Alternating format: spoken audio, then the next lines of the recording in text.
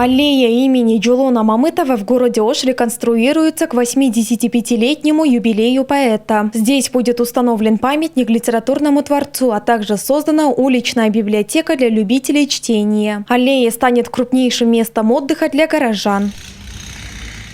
В ходе реконструкции аллея озеленяется. Здесь создаются условия для комфортного отдыха в любое время года. Объект будет открыт 28 мая. Торжественное открытие пройдет при участии почетных гостей. Мы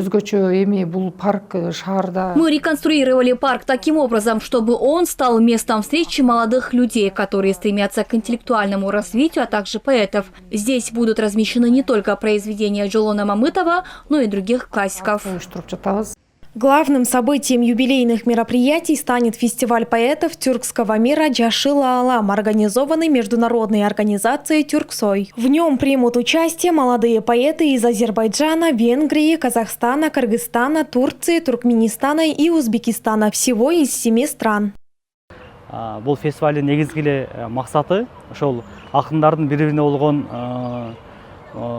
Основная цель фестиваля – показать духовное родство поэзии, построить мост между поэтами, оживить литературные процессы и проанализировать творчество поэтов тюркского мира.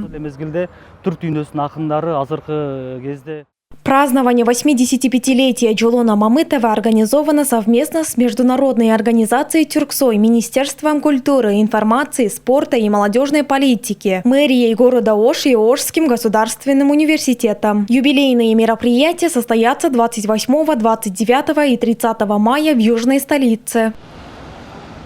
Айтунук Мамытова, Самара Асанова, Бектур Калабек улы, ЛТР Ош.